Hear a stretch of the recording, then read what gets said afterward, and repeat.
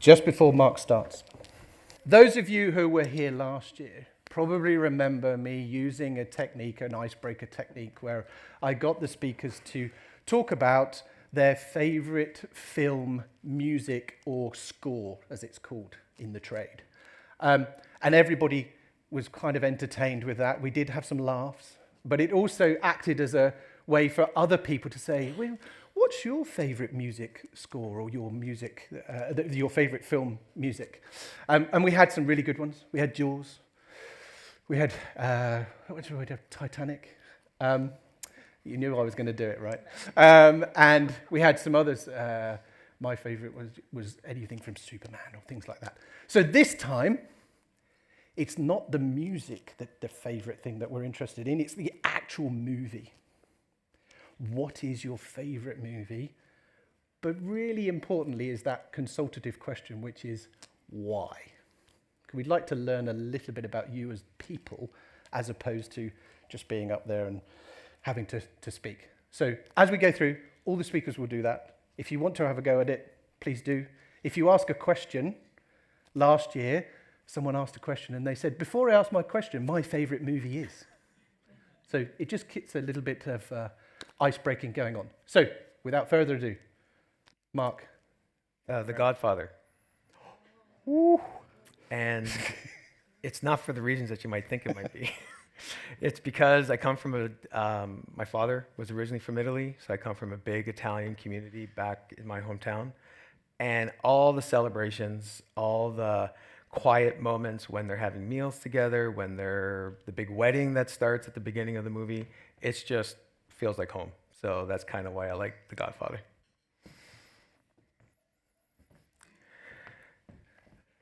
So I'm here today to talk about master data, and governance around all of that.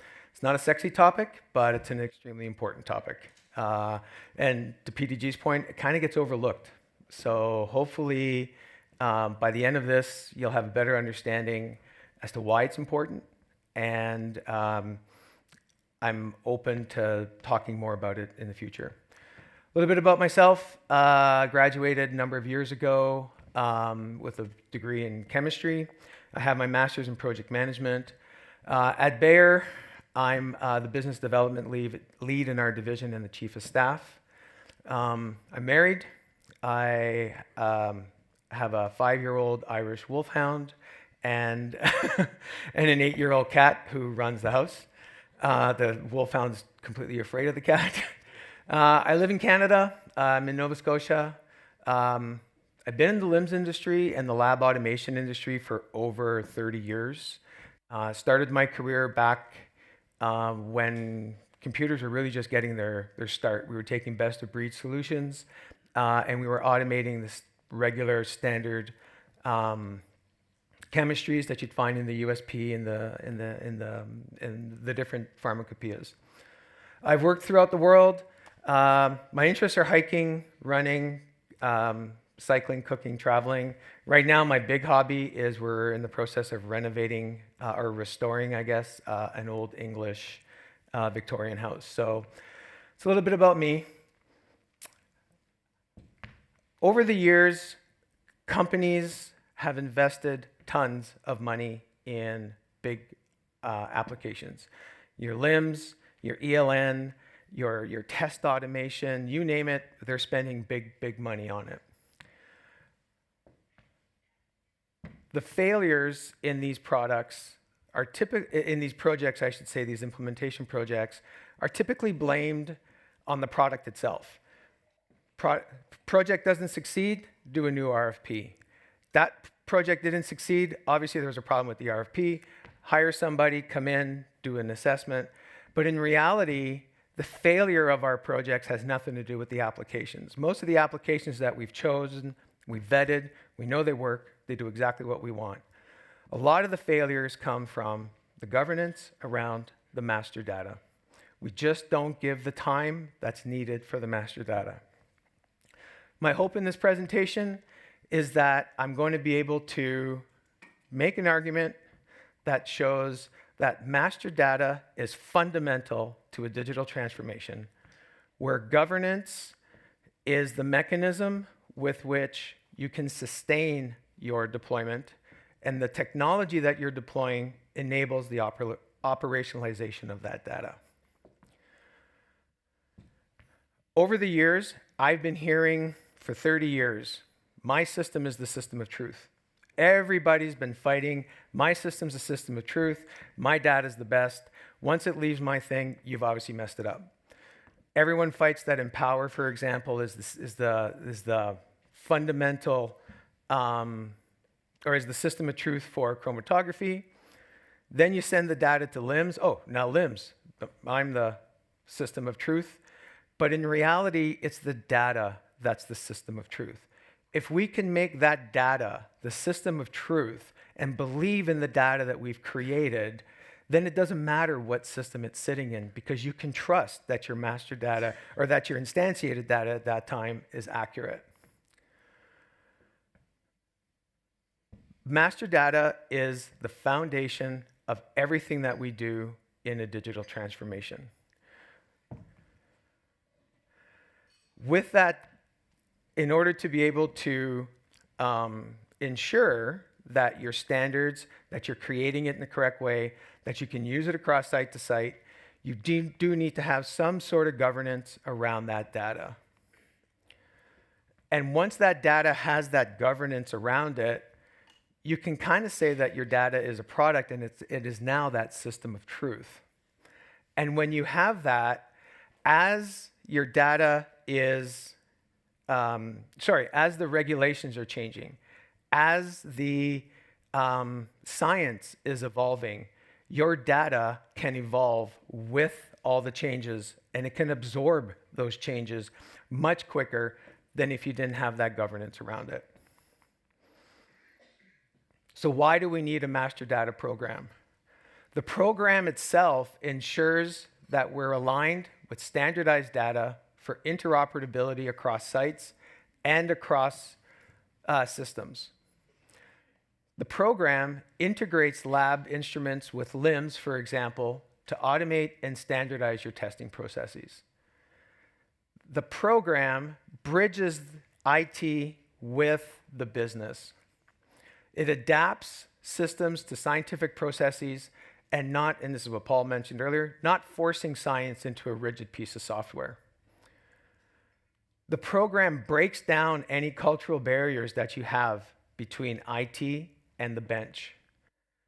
And it embeds GMP compliance for methods and parameters for regulatory readiness.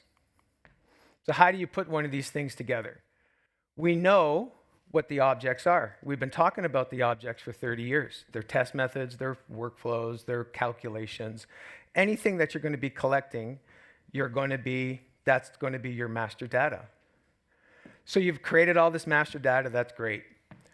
But there's no standardization to it. Why do you need 100 different versions of how to run a pH test? You all know how to run pH the same way. We've been doing it for 100 years, but we all want to do it just a little bit differently because we really want to own that process.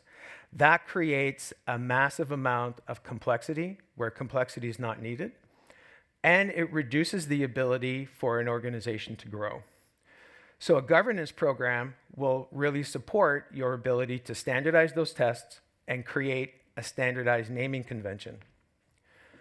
Then you've got your automation. I remember back in the day when I was still a LIMS vendor, we used to create master data in the dev environment, and because we were GMP, we had to document even in the dev environment. But there was no way of getting that master data out of dev and into your quality or validation environment. So we had to recreate all of that, redo it all manually again. And you had to document it all again to make sure that what you put in the second system was working. Then you validated it, you verified it was all good, you got your signatures, QA was happy. Then you moved to prod. Oh, there's no mechanism to get it in there either. So now you got to redo it all over again.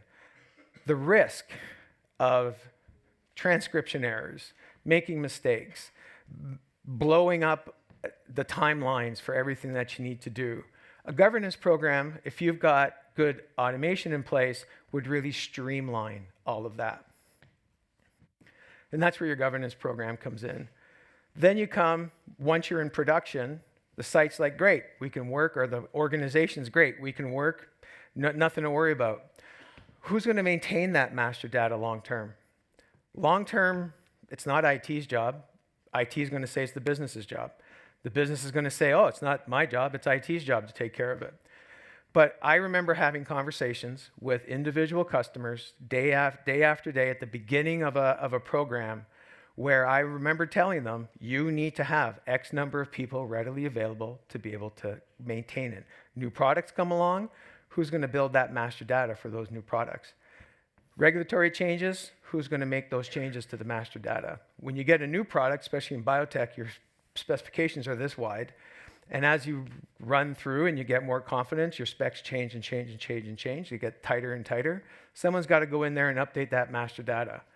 If it's all documented in your governance process as to how that's all going to take place, whether you're a business of one or a site with 150 different supply centers, you're all following the same process, so then you know that you're going to have to do this from day one. And then you're bridging you're bridging IT and the business. So again, multiple times in my career, I would have people just sitting in a development center somewhere, never stepped foot in the lab before, no idea what the processes look like, no idea why they're doing standard deviations and parallelism calculations and why they're doing a pH test in a certain way that they are. But by bringing them into the lab, having those people come into the lab, speak, the IT people speak to the business, and the business actually speak with them, create that partnership between the two. This structure will actually be able to bridge that, and you'll be able to be faster. You'll be able to innovate quicker, and you'll be able to deliver product to market like you never thought before.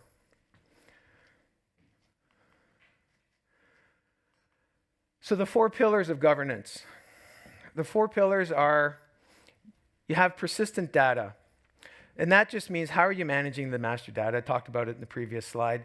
How are you going through? How are you ensuring that that master data is maintained in an accurate fashion as you're going, as your program's evolving? Then you've got standardization, and not just standardization at one site. Standardization across the entire enterprise. And this comes into creating your naming conventions and sticking to them. Having a library of master data for you to be able to choose from. It's not going to be 100% accurate, don't get me wrong. I understand you can create master data in one environment, and then all of a sudden you go perhaps to Brazil, and all of a sudden Brazil's got a whole bunch of different laws, but 80% of it is already correct. You just have to do the tweaking at the end to make it unique for the individuals where they're working.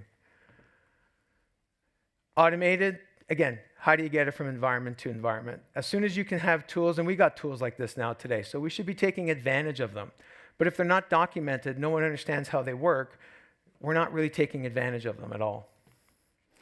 And then we need to have our formal governance structures. Those governance structures, such as bodies, governance bodies, they're going to sit there and they're going to make sure that the standards are being followed. They're going to stop you from hurting yourself, but they're going to empower you to be able to move forward and deliver to what is needed. And if you look at data, as I mentioned earlier, as a product, and you start from the beginning by introducing quality, and you're designing your entire system from the ground up with data, you're actually embedding quality, you're designing with quality with your system. So what are the key success factors to this?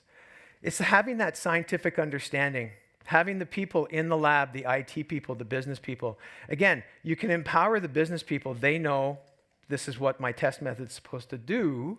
This is my process. But if they got no idea what the system does, they never even heard of what ELN, they have no idea what the 3 letters mean, or chromatography for empower, or whether it's LIMS for sample management.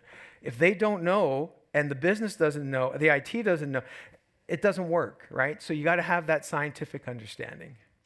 Once you've got that scientific understanding, that's when you can then take those processes, those in the lab, and be able to translate those into structured data formats. Now it's starting to make sense.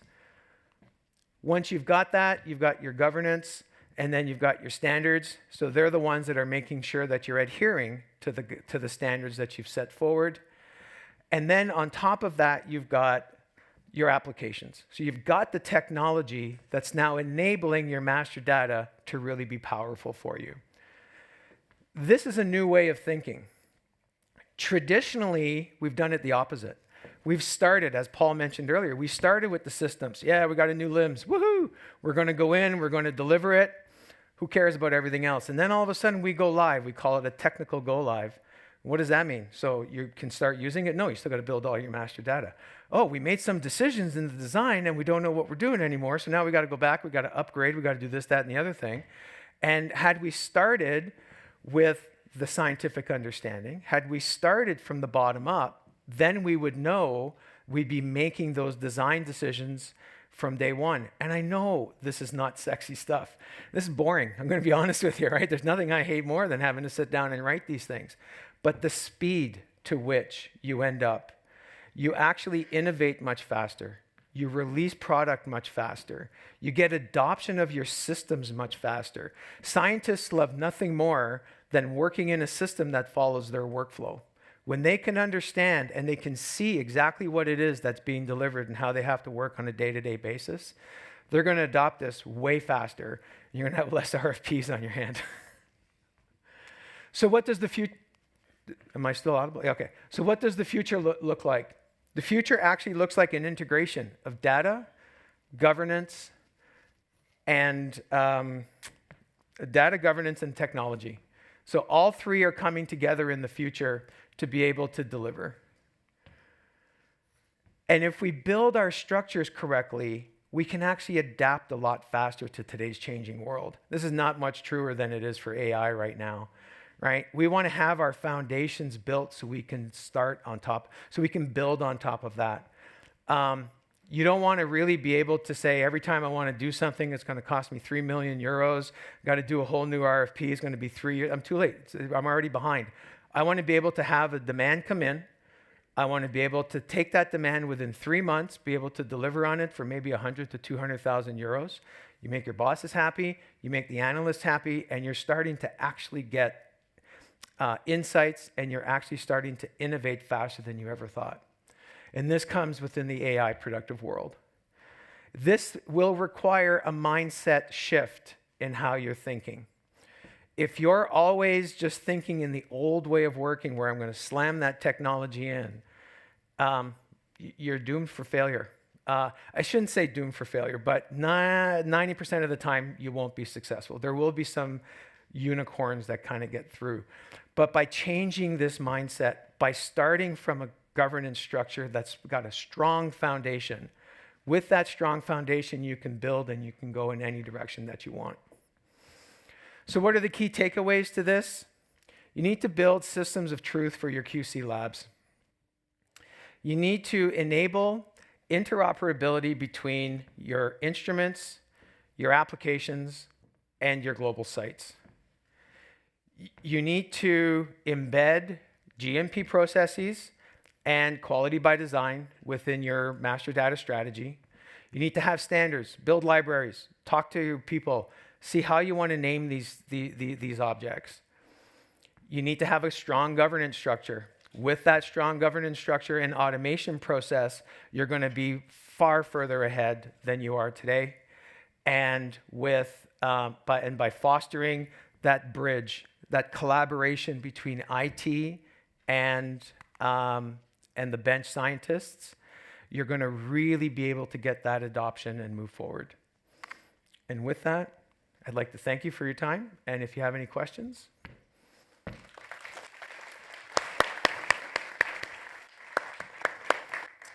So we have a couple of mic runners. So if you've got a question, pop your hand up and we'll grab the mic to you. One down in here. Okay.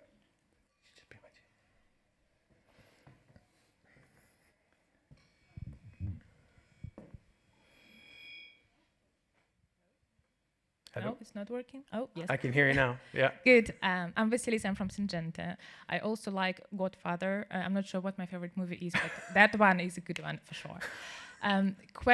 Very good presentation. Thank you very much, first of all. Thank you. The question which keeps spinning in my head as you talk, how do you organize it in terms of the organization? And you mentioned science and IT and them working together and how important it is. And we've got to understand science when we design the data and then apply that all to the downstream, to the systems, etc. I think what many organizations struggle with is where do you draw the line and how you enable the continuous flow of the collaboration between the two parties and not have the situation where one party is throwing something over the fence to the other one and then get it back. Thank you. Well, that's kind of where the governance comes in, right? So if I look at my daily life today, so I run a team at Bayer where I manage all the intake. And so I don't throw it back over the fence at them. So we have this collaboration between IT and the business itself, and where when they have an idea, it doesn't even have to be a good idea, but even if they have an idea, they send it to us, and then we meet with them and we start collaborating with them and we start working with them. We have our procedures in place that if this does then become a project, one of the first things we have to do is we have to put some structure around what we're working on, right? Doesn't work so well in a POC type space because you are really just trying to iterate and move as quick as you can, right? But once you've got that concept and it's actually moved past the POC stage, that's kind of where you need to take a bit of a step back and say, okay, now we're putting this program together, and how do we then what does that look like? And it's going to be different for every company, right? So, and it's going to be different for every application, right? For every that you're working on. If you're doing an SAP deployment, right, you've probably got the board of directors approval to go ahead and do a lot of this stuff, put in place what you need to put in place. If it's just a small application for one lab in some country, maybe then you need to put a different structure, but it should align to the global standards that you should be that should be in place. So that everybody knows who's doing what does it look like, and this is where this library of, and it's not easy. Yeah, I'm not saying this is not an easy topic, but it's an important topic to cover. You're welcome. Any other questions? One over there. One down here, Vishal. Amen. Hi, good morning. This is Vishal Rosha from Novartis. I like your presentation. It's really accurate and everything, but I think additional to the process and the steps you mentioned, there are the two things I think it's missing there. One is the process change and optimization, because most of our processes are decade old, especially when it comes to the GXP environment. They are very old. And if you want to move this part, and without governance, absolutely, we cannot move forward. But we need to optimize the process. We need to change the process and do the change management also. But I would challenge that. So the process can change 100%. I'm not saying the process doesn't change. Science stays the same, though. Yeah. And your master data is a reflection of that science, right? So you're running pH, right? You know, you need to run your calibration 10.7.4, right? So you just, or 10.4.7. So you run it in that order. That's not going to change whether you did it 10 years ago or you're going to do it 10 years from now, right? The science is not changing. But the process, 100%. I think you need to align your processes, right? I think you need to simplify your processes for sure. Standard applications support that, right? So you come in with a certain application. So this is where the application kind of helps, and you take that holistic view of it, right? But then you need to make sure that when I'll take LIMS because I'm been in the LIMS for 30 years, right? So you take LIMS, if my HPLC method in LIMS doesn't match, then even just the naming convention, it can have all the parts, but if it doesn't have the same naming convention as in my Empower, they're not talking to each other, right?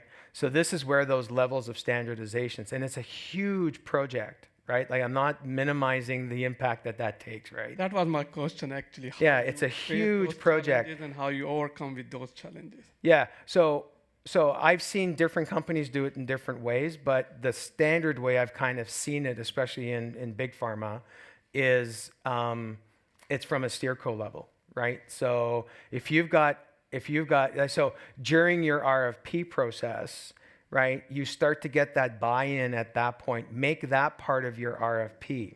Don't just make it about buying an application. Make it about the entire organizational change that's going to be coming your way. And then once you got that buy-in from them, then it helps with that standardization, because then you can always hopefully have the support of them, right, to be able to deliver on that. But yeah, 100%, the process has to change, but the governance should support any change that comes along. Excellent. I'm happy to talk more about it. And ask one of the ZIFO people and find me. And Now they know what you look like. no, yeah, exactly. Down, Yeah. right?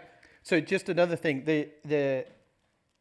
Marc has been very kind to do an interview based on this, and that's actually on your desks in the Curiosity paper. So there's more details in there, more information about the overall approach and what this means. So grab that.